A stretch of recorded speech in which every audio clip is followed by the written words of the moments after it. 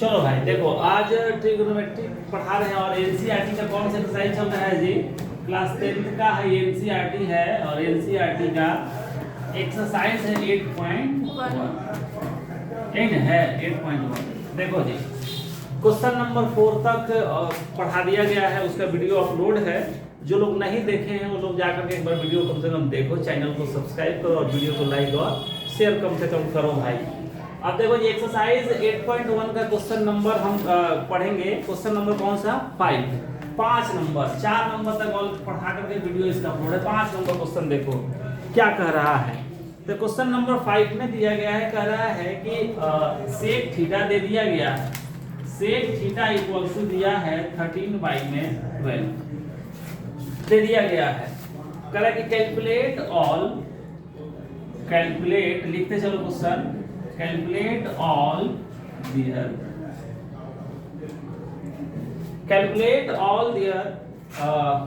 यहाँ पे calculate all other लिख लो थोड़ा सा, all other trigonometric ratio, other T ratio लिख दे रहे हैं, ट्रिग्नोमेट्रिक रेशियोज।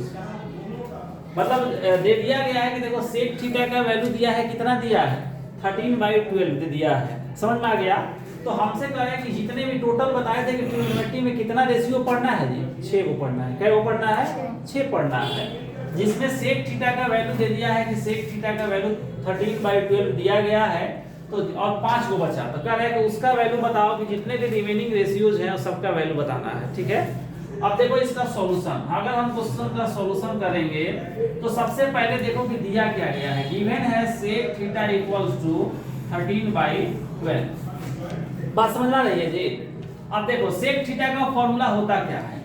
सेक थीटा अगर लिखते हैं तो कॉस का जस्ट क्या होता है? अपोजिट होता है। तो कॉस थीटा होता है बेस बाई क्या होता है? हाइपोटेनस। तो सेक थीटा क्या होगा? हाइपोटेनस बाई क्या होगा? बेस होगा। तो यहाँ पे लिख सकते हैं h बाई में क्या होगा? बेस। अब देखो इसमें दिया गया है कि सेक थीटा का वैल्यू 13/12 दिया है, मतलब इसका हाइपोटेनस कितना है? इसमें 13 है और बेस कितना है? 12 है। अरे बोलो यस या नो? तो सबसे पहला चीज है कि परपेंडिकुलर निकाल लो।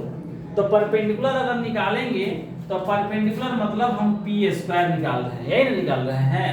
तो p² निकालेंगे तो हमको पता है कि h² में से किसको घटाएंगे? हम b² को माइनस कर देंगे। ठीक है, अब देखो p² निकालेंगे परपेंडिकुलर, h का वैल्यू कितना दिया है? 13, तो 13 का स्क्वायर लिखेंगे, माइनस b दिया है 12, तो 12 का स्क्वायर। कोई दिक्कत है यहाँ तक? आई देखो p² 13 का स्क्वायर 169 और माइनस में आई हो गया 144।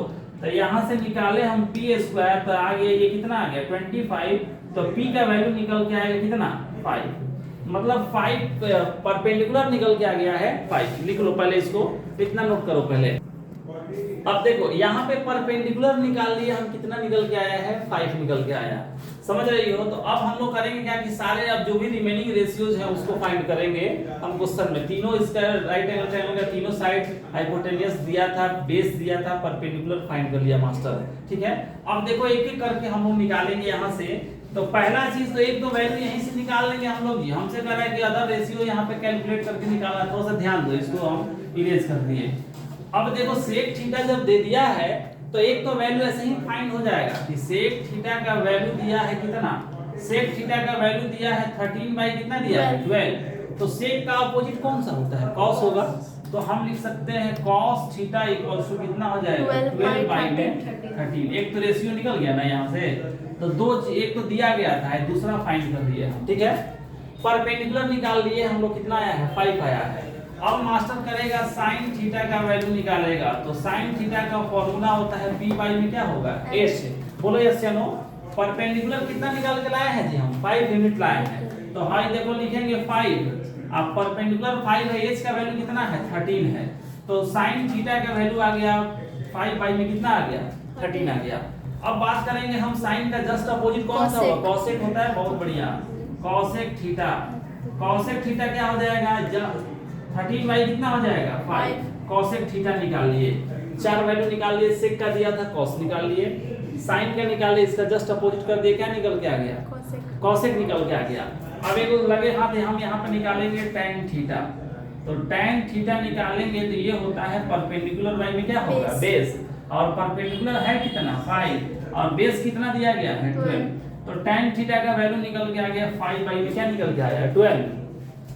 tan का अपोजिट कौन सा होगा cot थीटा। रेशियो को इंटरचेंज कर देंगे 12 बाई में 5। बोलो यस या नो है cot थीटा आ गया। नोट कर लो इसको, बहुत आसान क्वेश्चन था, नोट कर लो। हाँ जी देखो भाई ये क्वेश्चन नंबर है, कै नंबर है जी 6। तो 6 नंबर क्वेश्चन में क्या दिया गया है तनी ध्यान से देखो, ये भी आसान क्वेश्चन है। लड़की थोड़ा सा ध्यान दो ना, यहाँ पे ध्यान दो, आदमी बनो। हाँ देखो, if angle A and angle B are acute angles दिया गया है। एक्यूट का मतलब तुमको पता है कि 0 से बड़ा होगा और 90 से क्या होगा छोटा। ये तो 7वां का 6ठा में बच्चा जानता है, 5वीं क्लास का जानता है, ठीक है, लेकिन फिर भी मास्टर बता दिया, आदत से परेशान है, ठीक है। तो if angle A and angle B are acute angles दिया गया है सच दैट करा है कि cos A equals to cos B दे दिया है। cos A का वैल्यू किसके बराबर दिया है जी cos B के बराबर दिया है, मतलब और प्रूफ करने के लिए कह रहा है कि then so that angle A equals to angle B। इसको प्रूफ करके दिखाना है कि एंगल A का वैल्यू जो है एंगल B के बराबर है। और ऊपर में दे दिया है कि दोनों एक्यूट एंगल भी है। तो एक्यूट का मतलब तुमको अब बताने की जरूरत नहीं है। अब देखो भाई इसका मास्टर किया सॉल्यूशन, ठीक है। सबसे पहले एगो हम राइट एंगल ट्रायंगल बना लेंगे। पहले ही बताए थे कि हाई राइट एंगल ट्रायंगल देखो जी, हाई देखो यहाँ पे दिया गया है कि cos A equals to cos B। इसका मतलब कि A और B एक्यूट एंगल होगा, तो ये राइट एंगल ट्रायंगल होगा। तो किस पे राइट एंगल हुआ होगा C पर हुआ होगा। अब देखो जी हम इसको A माने, ये वाला इसको मान लेंगे B और high C, angle C right angle पे बन गया। कोई दिक्कत है यहाँ तक, किसी को कोई समस्या है बोलिए, नहीं रही है ना। अब देखो जी क्वेश्चन में दिया गया है कि A एंड B दोनों राइट एंगल है। क्वेश्चन में क्या गिवन है तो cos A बराबर में दिया है cos B। ध्यान दो, अब देखो भाई cos A एक बार A के रिस्पेक्ट में पूछ रहा है और एक बार क्या दिया है B के रिस्पेक्ट में। तनी सा ध्यान दो, यहाँ पे बोर्ड पे ध्यान देगी, समझ में आ जाएगा बिल्कुल। हाँ अब देखो जी cos A, देखो नहीं समझ में आएगा सुन लो पहले, तनी सुनो, मास्टर का बात खराब लगेगा लेकिन मास्टर जो बोलेगा सही बोलेगा, तुम्हारे फायदे के लिए बोलेगा। ठगने वाला बहुत सारा घूम रहा है, क्या बोलते हैं उसको 12 रुपया, समझ रहे हो। 12 का रूप, दिन में कुछ अलग, रात में कुछ अलग, दोपहर में मिलेगा कुछ अलग बनाएगा। इसलिए हम तुमको जेन्युइन बात बता रहे हैं। हम जो बता रहे हैं जड़ मजबूत रखो, समझ रही हो, ऊपर का हवा में नहीं उड़ना है। कोई भी जो मेरे पास पढ़ रहा है हम बता रहे हैं तुमको, अगर जड़ मजबूत नहीं हुआ तो समझ लो एकदम ख़त्म हो जाएगा, सब उखड़ जाएगा एकदम। खाली बैग लेके आने जाने से, स्कूल जाने से, फलना चिलना, उनके सर के पास जा रहा है, ढिमका सर के पास जा रहा है, कुछ कौनो सर काम नहीं करते हैं। बताया गया, तुम्हारे सच्चाई को दिखाया गया कि तुमको क्या आता है क्या नहीं, तो उसको समझ गई, बेसिक चीज़ को समझ जाएगी, मैथ आ जाएगा। समझ रही हो, ज़्यादा दिमाग जाना फलना का चिलना का बात सुनने से कोई मतलब नहीं है मेरे समझ से। अब जिसको नहीं पढ़ना वो अलग बात है। हम तुमको बता रहे हैं कि यहाँ पे देखो ये एंगल A और एंगल B एक्यूट है, तो cos A equals to cos B का वैल्यू दे दिया है।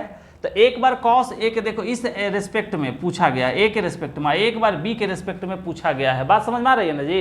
तो एक बार जब बताए थे कि जिस एंगल के रिस्पेक्ट में पूछा जाए उसके जस्ट सामने वाला कौन सा होता है, परपेंडिकुलर होगा। तो जब cos A के रिस्पेक्ट में पूछा जाएगा तो हाई इसके जस्ट अपोजिट वाला साइड होगा कौन सा होगा, परपेंडिकुलर होगा। आप परपेंडिकुलर का अपोजिट वाला हाइपोटेनस हो जाता है, तो हाई उस केस में क्या हो जाएगा, बेस हो जाएगा। तो cos A के जगह पर लिखो, तो cos A का फॉर्मूला क्या होता है जी, परपेंडिकुलर बाई बेस बाई क्या होता है, हाइपोटेनस। बहुत बढ़िया। तो बेस बाई क्या लिखेंगे हम, देखो इसको लिख दिया master B by H। High देखो cos B, तो आपकी बार B के रिस्पेक्ट में पूछ रहा है, ध्यान देना थोड़ा सा। तो ये वाला परपेंडिकुलर हो जाएगा, ये क्या हो जाएगा, बेस।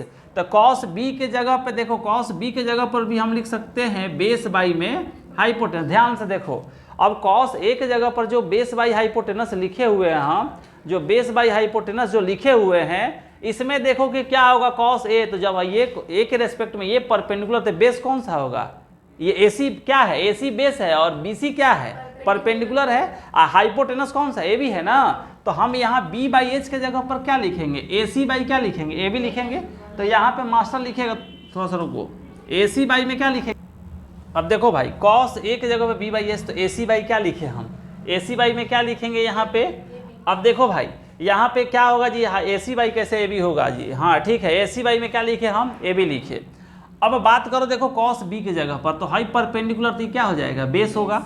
तो बेस के जगह पर क्या लिखेंगे हम, BC। अब बाई में क्या लिखेंगे, AB। कोई दिक्कत, देखो जी भाई ए बी और ए बी क्या कर दिए, हम काट दिए, कट गया कि नहीं कट गया, तो क्या यहाँ से बच के निकल के आया भाई, तो ए सी इक्वल्स टू निकल के आ गया बी सी। ये हम प्रूफ कर दिए कि ए सी जो है वह बी सी के इक्वल है। अब देखो थोड़ा सा इसको हम कर दिए इरेज। अब ए सी ये वाला साइड जो है इस साइड के बराबर है, ए सी इक्वल्स टू बी सी को प्रूफ कर दिए। अब एक थोड़ा सा बात समझ लो, बस सिंपल है कि जब ए सी इक्वल्स टू बी सी आ गया, एक राइट एंगल ट्रायंगल है कौन सा, ए बी सी, चाहे ए सी बी बोलो, कुछ भी बोलो, ठीक है। इसमें हमको दो साइड इक्वल दिख गया, अपोजिट है। देखो ए सी का वैल्यू बी सी के इक्वल, तो कोई भी अगर ट्रायंगल हो जिसमें अगर दो अपोजिट मतलब दो अगर साइड का लेंथ अगर इक्वल आ जाए तो हम ये जानते हैं कि उसके अपोजिट एंगल का वैल्यू भी क्या होता है, इक्वल होगा। अब बात तनी देखो छोटी, हाई ए सी है तो ए सी के जस्ट अपोजिट कौन सा एंगल है, बी है। हाई बी सी है तो बी सी के जस्ट अपोजिट एंगल कौन सा है, ए है। तो हम क्या लिख सकते हैं कि angle A equals to angle B, यही ना पूछ रहा था हमसे। तो एंगल ए का लेंथ, ए का वैल्यू जो होगा किसके इक्वल आएगा, बी के। कौन से रीजन से, क्योंकि देखो भाई कोई भी ट्रायंगल है, अगर उस ट्रायंगल में अपोजिट दो साइड अगर इक्वल हो जाए तो उसके जस्ट अपोजिट का एंगल वैल्यू भी क्या होता है, इक्वल होगा। ये ट्रायंगल कौन सा बना, तो राइट एंगल आइसोसेलेस ट्रायंगल बना है, राइट एंगल्ड आइसोसेलेस ट्रायंगल बना है। इसलिए तो यहाँ पे लिख सकते हैं कि angle A equals to angle B. अरे बोलो यस या नो।